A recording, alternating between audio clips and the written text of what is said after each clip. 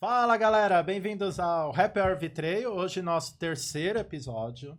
E eu tô com uma pessoa aqui que se diz uma jurássica do VM. Não sou eu que tô dizendo, hein? Ela mesma. Eu já tive a honra e a sorte de participar de vários projetos com ela, o que me fez aprender muito sobre o que hoje eu falo sobre VM e pratico também. A minha convidada é Sônia Paloski. Bem-vinda. Obrigada, Indy. Mas, assim, é muito bom estar aqui com você. A gente realmente passou vários momentos super interessantes, super legais e super difíceis. Sei, alguns complicados no sentido super complicados, exatamente. Você sabe que varejo tem os seus altos e baixos, né? Então... Mas conte quem é a Sônia, para a gente explicar o termo jurássica. A Sônia está na área, já vai fazer 38 anos. Comecei sem a mínima noção do que era visual merchandising. Eu, na verdade, o Brasil nem sabia o que era isso. Nosso varejo não entendia, não sabia mesmo, né? Mas eu comecei numa empresa que veio de fora e que, de uma certa forma, deu uma sustentação, apesar de que até ela não praticava o visual merchandising. Então, eu sou radialista, né? Trabalhei como figurinista em televisão, mas a hora que eu caí no varejo, acabou ficando, nunca mais consegui sair dele. Apaixona, né? Apaixona, a gente se sente super envolvido. É como eu falei, tem coisas maravilhosas, mas tem coisas muito complicadas e que a gente, no decorrer do tempo, vai aprendendo a se inventar e reinventar. Trabalhei nas grandes redes de varejo do Brasil. Eu acho que de todas só não trabalhei em duas. E de resto, até nas que já fecharam, eu estive lá presente, né? Que a gente pode falar nome, viu? Pode. Então tá. Eu comecei na CIA, da CIA fui para a Mesbla, onde eu acho que foi a empresa que mais me deu conhecimento do que realmente é o visual merchandising, né? Que visual merchandising é muito mais do que todo mundo possa pensar, e a gente sabe que vai falar sobre isso aqui, então nem vou me adiantar. Depois trabalhei em Mapping, que já fechou, fui para Marisa, Riachuelo, Ponto Frio, e há 14 anos eu estou com o meu escritório, a Purchase, Comunicação e Marketing, onde eu presto consultoria e desenvolvo projeto de loja. Tenho parceiros de arquitetura, de comunicação visual, de designer de equipamentos, então meio que fecho o ciclo no escritório de um projeto de loja mesmo, né? Mas como eu sempre digo, quem dá o suporte do varejo, da venda e do resultado é o visual merchandising. Aproveitando, como é que você, Sônia, e a própria metodologia da Purchase pensa o VM, o processo do VM? Olha, quando você começa a trabalhar no varejo, né? Você começa a trabalhar com visual merchandising, você acha que visual merchandising é fazer vitrine, né? Que é simplesmente montar um manequim, fazer um clima, arrumar uma arara, colocar tudo certinho, mas não é. Né? O visual merchandising ele é muito mais estratégico do que a gente possa imaginar. É quem dá suporte para que um projeto de arquitetura possa ser realmente um projeto comercial. Então, o meu processo de trabalho é sempre entender o cliente, quem é o cliente, quem é o consumidor desse cliente e como ele tem encaixado dentro do processo dele, seja de qualquer produto. Eu não sou uma pessoa especializada em moda, eu trabalho com todos os segmentos, home center, perfumaria, moda, enfim, eu já tenho aí uma experiência de vários segmentos e eu sempre parto do mix de produto. Né? É entender, o meu cliente é um cliente que atende a classe B, C, o cliente dele, dentro do que ele quer atender, é assim, e a partir disso ele vende isso. Então, é esse processo que a gente usa para começar um projeto. Eu digo que projeto de loja bonito, todo mundo quer. Mas eu tenho certeza que o meu cliente quer, além do bonito, vender. Sim. Então, a gente pensa muito nisso, na venda, que produto ele vende, como esse produto é encaixado dentro dessa loja, vamos separar por segmento, vamos separar por commodity, vamos separar como ele vai fazer, como é que vai ser todo esse processo no projeto para que isso seja envolvido totalmente no comercial. Então não precisa só separar por cor, é isso. Não deve, né? Aliás, não é só cor, né, que a gente vai usar como critério. É muito fácil usar a cor quando existe uma compra programada. Por exemplo, eu trabalhei no MAP e trabalhei na Mesbla. Antagonistas, se a gente for avaliar os dois, né? A Mesbla tinha uma compra super programada. Ela comprava, por exemplo, para decoração e utilidades domésticas, presentes, ela comprava tudo coordenado. Então, ela tinha lá um jogo de jantar que combinava com a roupa de mesa, no caso, né, com a toalha, com o guardanapo, e também tinha todo o envolvimento com os cristais. Então, vamos supor que seja uma mesa para um jantar específico, que teria que ter todo aquele trabalho sofisticado. A Mesbla fazia essa compra fechada. Então, a gente conseguia montar uma mesa posta, conseguia montar uma mesa clima com a maior facilidade, porque ela trazia o produto já programado. No Mapping, não. No Mapping, todo mundo comprava tudo de qualquer jeito. Eu tinha uma promoção, a compradora ia lá, comprava, trazia tudo para a loja e nós tínhamos que fazer aquilo conversar. Contar uma história de um produto que chegou sem história. Exatamente. Eu acho, assim, que o VM, ele tem essa visão. Ele consegue fazer. Mas ele não faz milagre. Então, muitas vezes, você, por exemplo, numa confecção, você compra, vai no Bom Retiro, faz a compra pelo que tem de melhor preço, melhor quantidade. Quando é loja menor, eles não compram grade completa, porque lojas do interior não querem que a cidade inteira saia com a mesma roupa, então compram uma grade reduzida. Então, isso é muito difícil. É fácil você montar uma arara super bem produzida, com cor, fazer aquele trabalho lindo, se a compra foi programada. Se não for, é mais complicado, é mais difícil. Então, no processo do projeto, a gente tem que pensar em tudo isso, né? Não dá simplesmente para... A gente sabe que a gente consegue, né? Sim. Nós já tivemos experiências de chegar em lojas mais populares, que não tinha nada sobre nada, e a gente conseguia terminar a loja e deixar a loja ok. Na semana seguinte, não tinha como dar manutenção, porque as coisas iam picando, não tinha que pôr no lugar, e o que a gente tinha feito, a loja não conseguia fazer. Então, existe todo aí um processo de planejamento. Eu tenho um cliente no Nordeste, eles vendem moda, calçados e confecção. E quando eu comecei a trabalhar com eles, eles compravam muita coisa, né? Aí eu falei para eles, vocês precisam de um consultor de compras, eles precisam orientar vocês como vocês devem fazer essa compra, porque isso vai fazer toda a diferença na hora de pôr o produto na área de vendas e vai fazer vocês venderem mais. Porque aquilo que o cliente vê de mais, ele compra de menos, porque ele não consegue decidir, né? Então, a gente sabe que o VM, ele é um elemento que dá, sim, suporte a todo o processo. Vai fazer arquitetura? Como que vai ser essa parede, né? Como é que eu vou expor isso? Vai ser prateleira? Vai ser cesto? Vai ser pegboard? Eu tenho que ser flexível? Eu não tenho que ser flexível? Se o VM não estiver junto do arquiteto, isso não funciona. Eu dou consultoria para o escritório de arquitetura e tem vários arquitetos, mas eu chego lá e falo, não, isso está completamente lindo, mas como é que a gente vai fazer isso? Como é que vai fazer aquilo? O próprio cliente necessita desse apoio, né? É uma inteligência voltada também para a operação da loja. Pois é, e eu falo, chão de loja. Tem uma coisa que você fala muito e que eu aprendi, que faz toda a diferença, um VM operacional, que a gente fala já sobre isso, que já esteve no chão de loja, isso. Seja como um vendedor, um gerente, um estoquista, ele já viveu aquele ambiente, isso. Atendeu um cliente de alguma forma, faz toda a diferença no trabalho dele na hora que ele vai ser um VM. Comparado com um que simplesmente fez faculdade de moda, viajou pelo mundo, entende de estilo e produção de moda, e aí vai fazer o VM.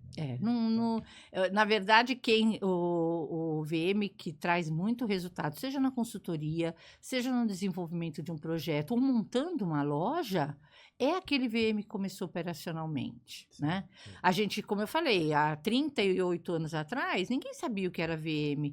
A maioria dos VMs da minha época são autodidatas. Não tinha curso. Não tinha nada. Hoje você vê uma GV que programa curso, uma FAAP, né? Naquela época não tinha nada. A gente tinha que entrar na loja, conversar com o vendedor, conversar com o gerente da loja, conversar com o comprador, conversar com o pessoal do marketing. E aí sim você conseguia fazer um trabalho. Então, a grande maioria das pessoas que começaram há 30, 35, 25 anos atrás é realmente autodidata. Os cursos vieram bem depois, que foi para dar sustentação, mas com certeza fomos autodidatas. Isso é importante. Eu até falei no episódio anterior com a Silvia sobre isso, sobre os cursos, as faculdades que acreditam ou não. Exato. Nesse mercado de ter pessoas que estão interessadas. E a gente falou muito até sobre pessoas que dão curso e nunca estiveram numa loja. Nunca montaram uma loja, nunca participaram de um projeto. Elas simplesmente... Eu falei até que é uma coisa meio papagaio, assim, né? Ela ouviu ou ela leu, ela viu o conceito de alguma grande marca e aí sai multiplicando e vendendo curso em cima disso, o que é um risco pro profissional. Não, e eu já ouvi assim, aprenda visual merchandising em 15 dias. Eu tenho 38 anos e ainda tenho que aprender. Exato. Cada dia você aprende uma coisa, porque existe evolução do mercado. Não tem como você achar que o que você fez há 20 anos atrás seja factível agora, né? A gente sabe que a gente tem que caminhar, pesquisar, viajar, ir para o cliente. Eu adoro montar loja, gente. Eu não sou mais aquela, nem tenho mais condições de levantar manequim lá para cima. Não, mas eu gosto de ir, de estar, de coordenar, de falar, olha, isso aqui não vai ficar bom por causa disso. Tá bonito, mas não vai funcionar por causa disso e disso, né? Nessa consultoria para esse escritório que eu dou, eles não fazem elevação de parede, que é uma coisa que e de equipamento, que eu acho fundamental. Sim. Você ter um norte quando você chega na loja. O que eu vou pôr nessa parede? Como que eu vou pôr? Vou pôr do lado? Vou pôr de frente? Vou pôr em prateleira? Isso dá muito mais tranquilidade na hora que você vai montar. Né? Até para quantificar os equipamentos. Exatamente. Se você faz um rateio sem elevação, você compra mais de uma coisa, menos de outra, o cliente acaba sendo prejudicado. Né? Para quem não está familiarizado, só para explicar um pouquinho até do trabalho da Sônia. Junto com o projeto, eu sei que ela sempre quer fazer essa elevação de parede, que é entendendo o que o cliente vende, a quantidade de produto que ele tem, quais são os principais produtos, quais são as linhas. Esses itens são desenhados, né? Claro que em blocos e tudo mais, dependendo do software, naquele espaço, seja de parede, seja de solo, seja o que for, para direcionar para onde vai cada um dos produtos. O que é muito utilizado em farmácia, supermercado, home center, que também não é à toa que eles estão sempre na frente, que eles conseguem monetizar o espaço, seja com trabalho de trade marketing, seja agora a loja como mídia, porque ele sabe onde está o produto, o quanto vende, o quanto aquele produto aparece, o quanto tem de interação com o cliente. E o que ele pode ou não pode comprar, porque tem coisa que ele aposta e não dá certo, tem coisa que ele não aposta e fica faltando. Então, isso inclusive dá uma sustentação do gerenciamento de categoria. O VM não faz gerenciamento de categoria, mas apoia, né? Sim, ajuda. Bebe dessa fonte. Exatamente, a gente bebe dessa fonte. Dependendo do mercado que não tem o gerenciamento de categoria, que foi o que eu contei do meu cliente do Nordeste, que até aconselhei ele a buscar um profissional, é isso. Adianta você ter 3 modelos de sandália da mesma cor, onde uma tem um lacinho, a outra não tem um lacinho, a outra tem 2 lacinhos. O cliente não percebe isso. Ele entulha a loja. Exatamente. Entulha a loja, o cliente não consegue ver e acaba não fazendo um bom retorno, acaba não tendo um bom resultado. Né? O que afeta muito no VM é a compra, né? Tudo isso que você está falando, e cada vez mais eu tenho visto assim, com a história da velocidade, que eu até comentei isso com a Gabi no primeiro episódio, das marcas querendo acelerar demais o processo e lançar. eles vão comprar, seja no Bom Retiro, seja na China, e lá tem todo tipo de fornecedor, não é essa a discussão, mas fornecedores que vendem a grade só daquela forma, ou só tamanho único, ou você é obrigado a ter aquelas cores, e aquilo não vai ter coordenação de produto com o que você está comprando do outro fornecedor. E muitos varejistas não sabem nem o que tem no estoque. Não sabe mesmo. Nós já passamos por isso, né? São os perrengues que a gente comentou. Então a gente fala assim, qual é o seu mix? O que você vende? Qual produto você tem? Qual é a linha? Não sabe. E uma coisa que eu percebo, e eu sei que você também tem esse tipo de preocupação, é que a gente que tem a preocupação com o resultado e com a venda, é inadmissível você pegar e deixar um monte de coisa no estoque. Não dá, Não tem. Não dá. Não tem aquela coisa, vai ficar bonito, então eu vou tirar tudo isso, vou pôr lá no estoque. E a loja fica linda. Porque o cliente não vê, ele não compra. O que eu faço com aquele produto que está comprado? Vou deixar no estoque? Sim. Isso, além de tudo, é um desrespeito ao meu cliente. Sim. Né? É fazer uma curadoria não só da peça que eu acho bonito. Eu acho bonita essa peça, ela entra na minha curadoria, eu vou expor na loja. Isso. O que eu não acho bonito, ou que vai dificultar o meu trabalho de exposição, eu ponho no estoque. E aí depois o lojista que se resolva, a equipe de venda que se resolva e tal. É isso mesmo. Uma outra coisa que eu tenho visto, e você deve passar por isso também, é o cliente que em algum momento viu um guru do varejo falando que é bom não ter estoque. Aí o que ele faz? Ele vai lá, derruba o quartinho. Você já deve ter visto isso, né?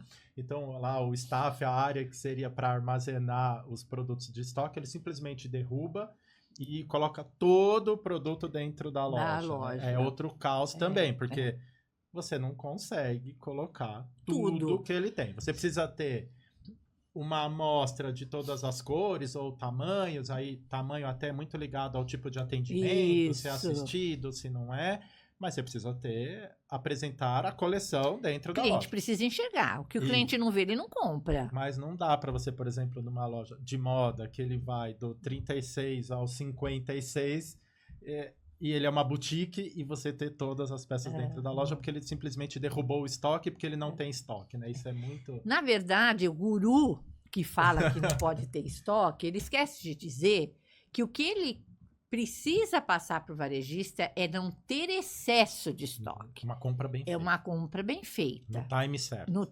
Exatamente. Não deixar de ter, mas sim fazer uma compra adequada. Não adianta nada você comprar um monte de coisa, como eu falei, aí fica metade no estoque e outra metade na loja. Ou tentar colocar tudo ao mesmo tempo na loja porque não tem estoque, né? Então, são decisões que não vão favorecer a venda. Muito pelo contrário, né? Só vai atrapalhar completamente todo o processo. Porque a ideia da compra é muito no sentido de que aí entra a história do sistema, do controle de estoque, do cadastro correto de produto, que eu sei que você bate o pé nisso e quer um relatório com estoque para poder fazer o projeto, mas aí se não foi bem cadastrado, você não sabe nem o que é. Como é que você faz um projeto, uma elevação, um planograma, direciona o produto dentro da loja, baseada numa determinada estratégia, que é atrair clientes, ou aumentar o ticket, ou ter giro maior, ou vender o que é moda, ou vender o que é commodity.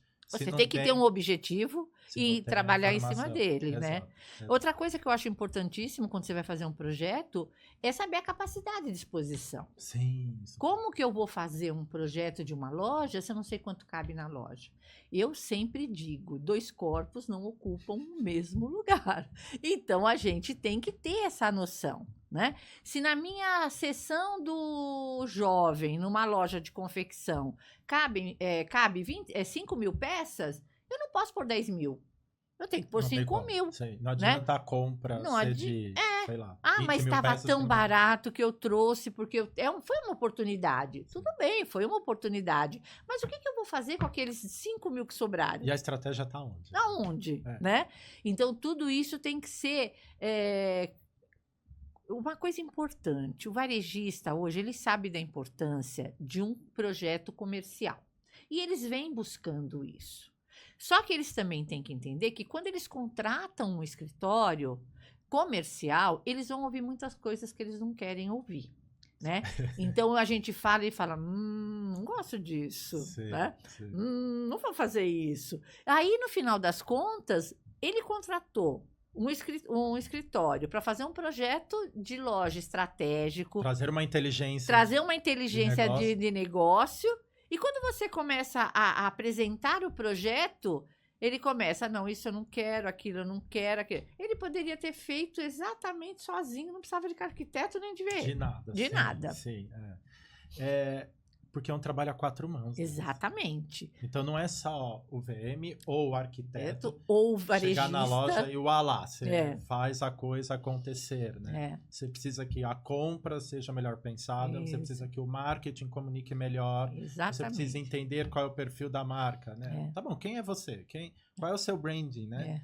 O que você tem de persona, de identidade, quem é o seu público, qual é o seu objetivo. Você quer ser uma grande rede, você quer ser uma loja pequena, você quer ser uma loja grande. E o como ponto, você vai né? trabalhar? Onde é que está o ponto, né? Onde é que você escolhe? A gente sempre fala dos pilares, né? Sim. Os pilares quais são? Compras, que é importantíssimo, marketing e operações. Esses 3 vão comandar todo o processo do desenvolvimento do projeto da loja e dar manutenção, que também é outro problema. Muitas vezes você faz um projeto, implanta, não dá um ano, a coisa já está totalmente... Tá de ponta cabeça, se perde. Totalmente fora. Eu falo que é implantar uma cultura. Fazer um projeto de visual merchandising não é montar uma loja, fazer uma arara ou uma vitrine. Não. É você implantar uma cultura de VM dentro dessa empresa para que aquilo se mantenha. Isso. Né? Se tiver um profissional para reciclar de tempos em tempos, ótimo. Se você for uma rede grande, precisa desenvolver um time, que também não dá para você ser uma rede de 30 lojas de 600 metros sem ter um time interno. Os grandes varejistas não abrem mão disso. Todos eles têm um departamento de visual merchandising que trabalha junto com a arquitetura e que tem total acesso a tudo que acontece em compras e a tudo que acontece no marketing. Então, ele vai para a loja, então ele consegue atuar nos 3 pilares, né? No compras, marketing e operações. As grandes redes hoje, acho que não tem nenhuma rede grande que não funcione dessa forma. Os menores, os médios e os pequenos, uns conseguem entender essa necessidade, conseguem fazer com que a coisa vá para frente e outros simplesmente tentam, mas não conseguem fazer. Ou pulam etapas. Pulam etapas. Às vezes não é nem a tentativa, mas é pular etapas numa... Aquela velha frase, sempre deu certo assim, por que eu vou mudar agora? E o faturamento caindo, né? Porque o mundo muda, né? Sim. Né? O comportamento de consumo muda. E VM tá ligado ao comportamento de consumo. Hoje com internet, com venda pelo e-commerce, tem tanta coisa que aconteceu nesses últimos 50 anos... que como que você pode dizer que sempre deu certo e não vai haver mudança? Sim. É um grande erro, né? Normalmente são as empresas com muitas décadas de mercado. Exatamente. Que daí a gente entra num outro papo que nem é o nosso assunto, mas é a questão da sucessão, de quem é que vai tomar conta da empresa, quem é essa energia nova, esse gás novo que está vindo para pensar a empresa de uma forma diferente. Eu acho que Olha, eu tenho um exemplo, lógico que eu não vou dar nomes, porque seria antiético, né? Mas eu acabei nós fomos contratados para fazer um projeto lá no interior da Bahia. Fomos para lá, fizemos levantamento, vimos as lojas, são várias lojas no interior da Bahia. E foi feito um briefing, em cima desse briefing nós desenvolvemos um projeto. A mãe e o filho. E a mãe estava passando o bastão para o filho. Tudo bem. O filho é que estava nesse processo e tal. Quando a gente apresentou o primeiro projeto, foi nítida a decepção da mãe. Por quê? Nós tínhamos feito um projeto já com muita coisa que ela não conseguia no momento novo da marca. aceitar, né? Ela queria aquela loja pesada, cheia de madeira, caríssima, né? Porque era madeira até o teto, era aquele móvel fixo, uma loja de calçados, aonde você não tinha nem espaço direito para andar de tanta coisa que tinha na loja, que foi a loja que a gente foi, e o nosso projeto era outra coisa, era leveza, uma coisa mais puxado para sustentabilidade, um negócio flexível, onde ela não ia precisar toda hora estar mudando a loja inteira. Então, tudo foi pensado de forma a funcionar como o varejo hoje está buscando, né? Ela não teve dúvida, ela tirou o filho, Voltou pra... voltou pro tipo que era, a gente até fez uma adaptação na planta, porque ela nos contratou, tinha pago, eu não ia virar as costas, mas a gente pegou aqueles móveis que ela queria usar, colocamos dentro da planta nova e entregamos. É isso. E o filho saiu fora, porque ela não aceitava. Então, o filho só vai assumir essa etapa bacana, né? Quando vamos ela dizer realmente assim, não estiver na empresa. quando ela não tiver mais. Mas eles demoram, às vezes, para entregar, né? Sônia? É. Eu falei com um cliente há pouco tempo, que tem uma rede grande também, e as filhas já estão no negócio, já estão aprendendo e tudo mais. E a conversa foi sobre isso, né? Sobre passar para elas, porque ele também já percebeu que ele também precisa descansar um pouco, no sentido de diminuir o ritmo de trabalho, aproveitar tudo que ele construiu, curtir os netos, enfim. Tá nessa fase, e eu falei para ele, olha, quando passar, passe mesmo, viu? Não fica essa coisa, eu passei, mas só se eu aprovar. Eu passei, mas estarei em todas as reuniões. Eu passei, mas se eu não concordar, nada feito, né? Falei, entrega e deixa que você vai ver que vai acontecer. Sim. Uns têm super facilidade. Esse pessoal de Sergipe, esses meus clientes, foi isso. Os pais passaram. E eles são 2 irmãos, na verdade são 3. A irmã, 2 irmãos e o marido da irmã, que também atua na parte de marketing e tal. E eles vêm crescendo muito desses últimos 3. Eu lembro que o primeiro contato que eu fiz estava no meio da pandemia, né? E estamos trabalhando com eles, já inauguramos 2 lojas, já vamos reformar uma terceira e já tem 2 no caminho, né? E eles são muito abertos a ouvir ideias. Isso é importante. E a gente fala, e eles vêm, eles querem, tudo que eles têm dúvida, eles me ligam, perguntam. Às vezes nem tem nada a ver com o visual merchandising, nem com o projeto de loja, mas eles têm essa coisa de acreditar no trabalho que a gente faz, né? E como a gente faz. E deu certo, né? Porque a primeira e a segunda loja foi realmente um retorno bom de vendas. Isso é importante também de falar, né, Sônia? Do tempo de mudança. Então, também não dá para mudar tudo de uma vez, por mais que a empresa tenha valor para investir, tenha como investir numa mudança total, mas é importante fazer um piloto, ajustar, fazer uma segunda e uma terceira loja, pensar a loja que tem um espaço maior e menor, como que isso vai se multiplicar depois, se dá certo só na maior, só na menor. Papel aceita tudo. Exato. É outra coisa que eu sempre falo, né? Exato. Às vezes até parece um disco meio riscado, mas o papel aceita tudo. Agora, esses ajustes são fundamentais. Quando eles abriram a primeira loja em Ribeira do Pombal, foi um sucesso, todo mundo chamava a loja de shopping da cidade, porque engraçado, quando a gente foi fazer o primeiro levantamento, ele levou a gente para conhecer todas as concorrentes dele. Então, todas as lojas foram feitas pelo mesmo arquiteto. Então, eles eram concorrentes, mas as lojas eram idênticas, né? Eu falava para ele, falei, mas como que pode uma coisa dessa? Eu falei, o arquiteto acaba até sendo antiético fazendo um negócio desse. Você não pode fazer uma loja igual. Você pode até pegar o mesmo segmento, mas você tem que ter consciência de que cada cliente é um cliente. Cada cliente tem um objetivo. Cada cliente final tem o objetivo deles também. Então, eu lembro que eu andava na rua, entrava numa loja, entrava na outra, entrava na outra. Mesma ou... Eu fui com o Camilo. Aí eu falava assim pro Camilo, você tem certeza que são várias lojas? Porque parece tudo a mesma. E é engraçado que tinha uns nichos assim, né, nas paredes. Numa loja era verde, noutra loja era azul, mas era a mesma coisa. Mesma coisa. Então, quando a gente fez o projeto da loja, a gente fugiu completamente de qualquer coisa que pudesse parecer com os concorrentes dele, né? E ficou uma loja mais jovem, uma loja mais com menos madeira, mais serralheria, uma coisa mais moderna. Eles são jovens, eles compram produto para jovens.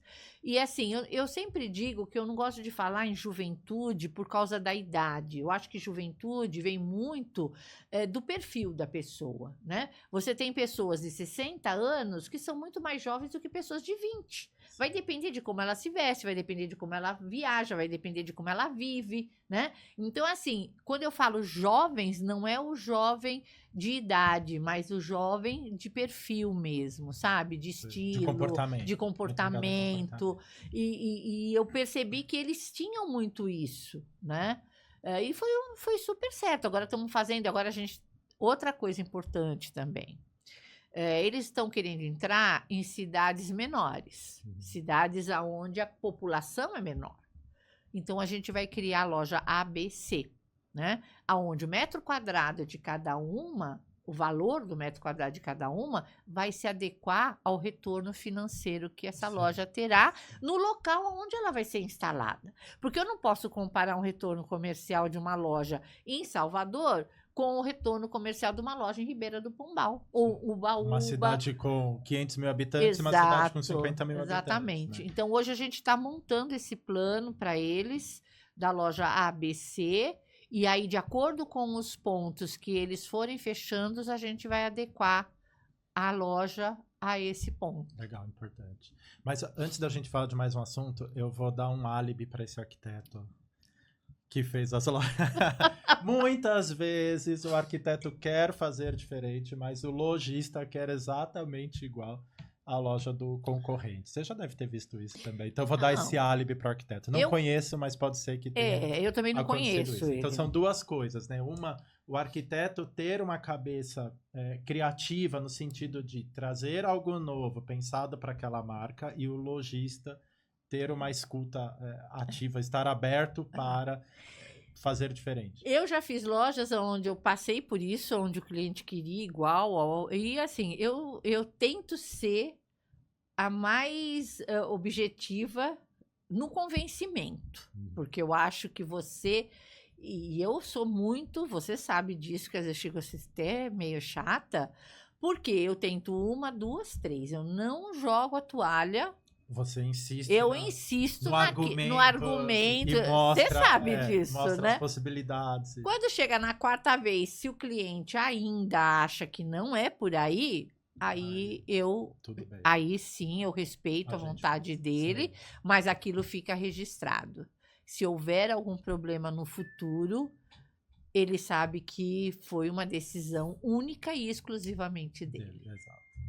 E, Sônia, tem uma coisa que eu sei que você faz, que eu acho super legal, e eu faço também. Comecei a repetir, você sabe disso, que faz o projeto, com tudo isso que você comentou aqui com a gente, pensando dessa forma holística 360, mas antes de montar a loja tem uma etapa, que é o treinamento. Ah, com certeza, treinamento. Fala sobre isso. Como que a gente pode entregar um projeto para uma equipe com tudo diferente do que ele está acostumado a fazer e não treiná-lo? Fica difícil porque o agente que vai fazer aquilo funcionar, que é o assistente, que é o vendedor, que é o gerente da loja, eles precisam participar do processo, né? Então, o treinamento, eu sempre digo, não dá para fazer um treinamento de prateleira, né? Sim, as técnicas básicas vão ser de prateleira, porque independente de qualquer produto, as técnicas básicas são iguais a todos.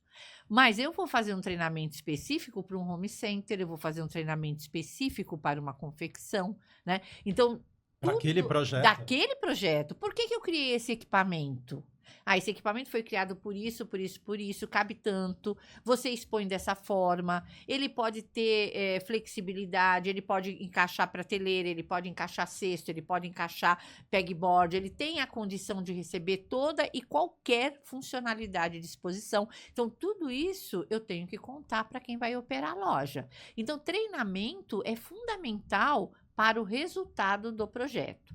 Entregar um projeto e sair é cômodo, mas ele muitas vezes traz problema, porque o varejista investiu no projeto, mas eu não vou querer pagar o treinamento, você cobra diária, não vou querer montagem, mas ele acaba perdendo no desenvolvimento do projeto, através do treinamento e da montagem, a operação futura, né? Porque as pessoas vão saber como elas vão ter que agir. Então, treinamento, para mim, é fundamental para o resultado final. Eu falo que é o primeiro passo na implantação de cultura. Né? Exatamente. Porque você está desenvolvendo com a diretoria, com os donos da empresa. Isso. Legal, então eles já entenderam, já inseriu na rotina deles o VM, o pensar o VM, mas para essa cultura acontecer, você precisa do time de loja. Exatamente. Você precisa do pessoal da operação, que é o que você fala sempre, né? Marketing, produto e operação.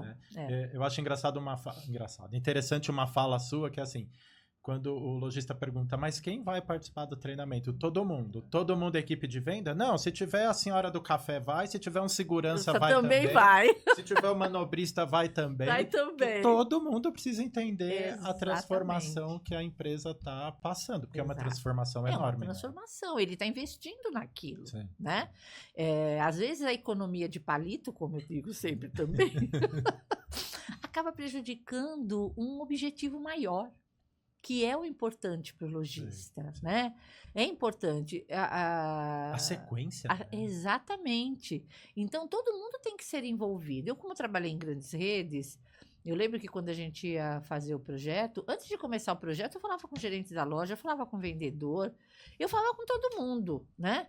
O diretor era o último que eu falava, porque o diretor, ele quer o negócio pronto. Ele não vai lá montar a loja, ele não vai lá fazer a loja funcionar, né? Óbvio que vem dele a necessidade, vem de cima para baixo o investimento, mas quem vai operar não é ele. Então, é muito importante. Exato. Sônia, eu aprendi várias coisas de novo aqui com você, anotei algumas, espero que as pessoas tenham anotado também, então fica aí de dica e para aprender com ela, que eu aprendi muito, muito, muito com você, sou grato a tudo isso. Visitar, né, que você fala, vai na loja antes do projeto, eu falo que é sentir o cheiro do lugar. Exatamente. Né? Então, você tem que estar lá, e depois você volta na hora da montagem, do treinamento, para poder ver se tudo deu certo, se tudo aconteceu, né? VM e arquitetura sempre juntos, né? Pensar de forma estratégica, fazer as coisas, seja um projeto, seja a vitrine, seja a montagem de loja, ou um treinamento, ou um curso com quem tem experiência, né? Exato. E tá sempre unindo no processo de projeto de loja, marketing, departamento de produto, ou seja, quem compra, quem desenvolve, quem importa, não vem ao caso, e a operação da loja. Eu acho assim, quando você diz que aprendeu comigo, eu acho que o aprendizado sempre é uma via de duas mãos, né? Você trouxe uma experiência que eu não tinha, né? Então, a gente aprende juntos. Eu acho que a pessoa tem que estar aberta a aprender. Aquela pessoa que diz que sabe tudo, eu já estou há 30 anos, já sei tudo, não preciso saber mais nada, pode ter certeza que essa pessoa já está enterrada, não vai ajudar em nada, não desenvolve mais não vai desenvolver nada, porque ela vai continuar usando o que ela usava há 20 anos atrás. Então, eu acho que essa troca de conhecimento, as pessoas que são abertas, elas vão fazer, né? Nós trabalhamos juntos vários anos, e mesmo hoje não estando trabalhando junto, a gente troca ideias, né? Quando nós nos encontramos, eu ligo, peço indicação de fornecedor, a gente troca ideia, a gente troca conhecimento. Então, isso é muito importante. Existe ainda hoje, no nosso meio do VM, pessoas extremamente, vou dizer, que se acham suficientes. Sim. E vaidade, né? A vaidade. Exatamente. Na área, né? Então, aqui, para todo mundo que está nos ouvindo, que seja um VM, gente, humildade. Saber trabalhar com aquela pessoa, com aquele assistente do chão de loja, e saber trabalhar com o diretor da mesma forma. E entender que tudo que a gente faz é para o nosso cliente final. Eu falo que a gente não tem direito a gostar de nada. Não tem direito a gostar de cor, não tem direito a gostar de forma, não tem direito a gostar de nada. Porque nós não estamos trabalhando para nós. O projeto não é da nossa casa. O projeto é para... não é nem para o lojista, tá? É para o cliente final. O cliente final, exato. É isso. Bom, vamos concluir com essa frase e cuidado com a vaidade. Isso é importante, que acontece muito, muito na nossa área. Demais. Assim, principalmente aqueles que estão focados só em pensar a arara e a vitrine e esquece de todo o contexto, de toda a estratégia que tem por trás do VM. Muito bem, obrigado. Eu que Adorei agradeço estar aqui com você também. hoje. É um prazer. Você sabe o quanto eu gosto dessa área, o quanto eu gosto de falar dessa área. Mas por isso E que eu eu te chamei falo- também, além de toda a sua experiência, porque você gosta de Eu compartilhar. gosto muito e eu sempre falo que eu tenho um objetivo, né? A gente sabe que tem começo, meio e fim. E eu tenho certeza que na finalização da minha vida profissional é fazer com que os jovens entendam a importância do VM como estratégico É. e não apenas como estético, né? A estratégia, ela pode levar à estética, mas a estética, se não for pensada estrategicamente, também não vai dar certo, Não não vai funciona. resolver. Então, prazer. Obrigada. Obrigado. Tô esperando o livro, viu? Com tudo que você... Pois é, você sabe que eu quero, né?